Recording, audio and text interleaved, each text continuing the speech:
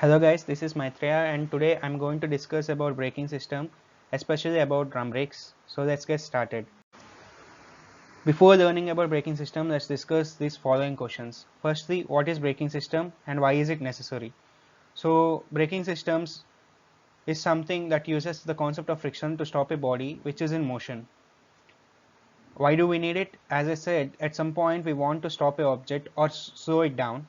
So here, as we are discussing about braking system, those objects are automobiles. So braking system is used to slow down or stop a vehicle from moving or in motion. There are different types of braking systems used in vehicles. Today I'm going to explain about drum brakes and how those work. Later on, let's see what other types of braking systems are there. So as I said, the friction between two surfaces is used as the basic concept for constructing braking system. In case of a drum brake, the friction between the brake shoe and the brake drum is used so to slow down or to stop the vehicle from moving. So in situations like this, as I have shown, as we can see in this video, you need to slow down your vehicle or sometimes you need to stop the vehicle. So in that case, the braking system comes into action. Let's discuss about drum brake. So see, this is how a drum brake looks like. This is not the exact representation of a drum brake, but mostly these are the components which are there in the drum brake. Let's see what are the components involved in a drum brake. The components of a drum brake. So these are all the components of a drum brake. The back plate is used to keep all the components of a drum brake together. The wheel cylinder is the main component which is the movable part in a drum brake that moves the brake shoes so that the vehicle will slow down or stop. The leading shoes are the back part of the brake shoe, and this part is called the brake shoe. This parking lever just puts the brake shoe in place. The return spring uses the use of a return spring is to bring back the brake shoes into the initial position after the brake is applied, or to be more precise, after the brake is applied, the brake shoes move from their original position. To bring them back to the original state, the recoil or the return spring is used. So these are the components, these are the most important components of a brake shoe. The recoil spring, as I said, it is used to bring the brake shoes into the initial position as they were after the brake is applied. And these are the brake shoes. These are the most important components of the brake shoe, I mean drum brake. Since these are the most important things that will stop the brake drum, so the vehicle will stop. The lining of the brake shoe is very particular, like we have to choose a particular material for a brake shoe so that it won't get heated up easily and won't wear off easily. And next, here comes the brake drums.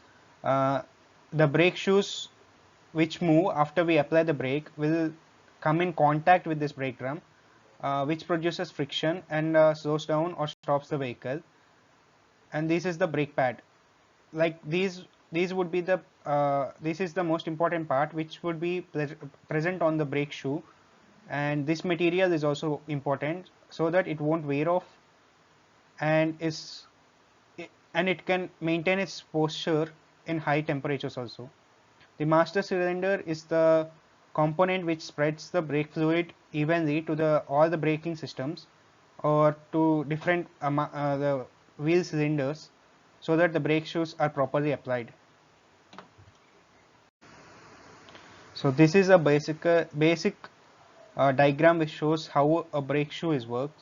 So let me just highlight the important points. So when the pedal is applied, the master cylinder moves. So now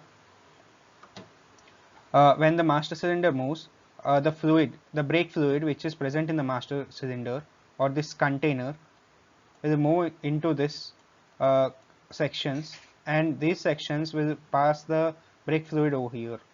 So this is the basic application of Pascal's law. As we apply the force over here, the equal amount of force will be applied over here also, because of the displacement of this fluid.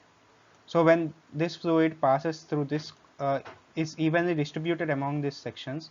So now when the fluid goes here, these pistons which are present in the wheel cylinder will move this in the direction which I was showing. So when these move in the direction like this, the brake shoes will be applied, which will be like which are parallel to this area of this pistons. So these will move like this and will apply to the brake drum. So this you can see over here, the pistons will be over here, and if they move like this, the brake shoes will be applied, and then the rotation of the wheel would be stopped, or it slows down. So this is an animation I made using SolidWorks, guys.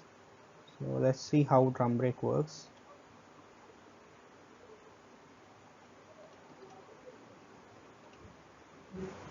So this part is the brake pedal, and this one is the master cylinder, and this one is the brake drum, and this one is the tire.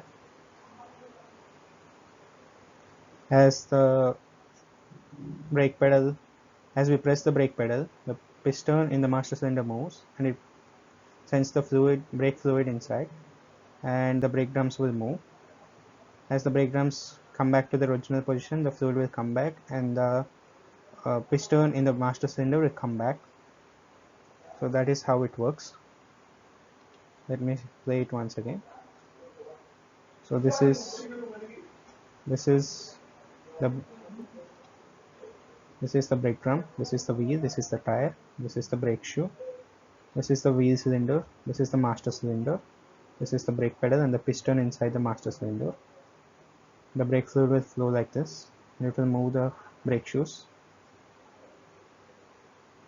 Usually there would be a recoil spring over here, and the brake fluid will come back, and it pushes the piston inside the master cylinder, and the brake pedal will come back to its original position. So this is how the braking in our automobiles work. So that is how a drum brake works, and let's see what are the advantages and disadvantages of a drum brake. Talking about advantages, as there is more contact area in drum brakes, they can provide more force in the direction of the diameter compared to disc brakes. Okay, and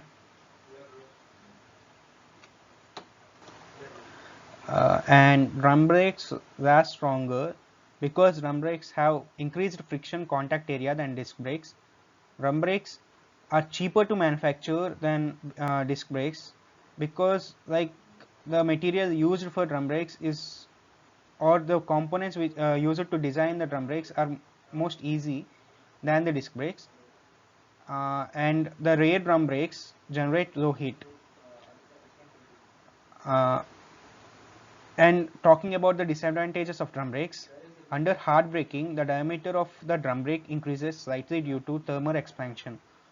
The driver must press the brake pedal further, because as the diameter, due to thermal expansion, the diameter of the uh, brake drum increases, the amount of distance the piston should move will also increase. So the amount of force the driver is applying should also increase, since they have to move a further distance. And the other main disadvantage of drum brakes is brake shoes can overheat to a point where they become glazed, like they lose their friction, and if they are constantly heated up, they lose the frictional capacity, and uh, the brake drum might slide, and it won't stop the vehicle or slow down the vehicle.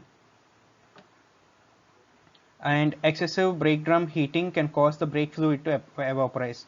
As we have seen, the brake fluid is responsible for the motion of the pistons from the master cylinder to the wheel cylinder. So as the heat increases, the brake fluid which is used in the system, in the braking system, would evaporize, and the braking system would be of no use. And these are the other types of braking systems used in automobiles. So this is a disc brake, and ABS is a different kind of system which uses an electric unit, and it is more similar to drum brake, but in case of ABS there won't be any slipping of tires.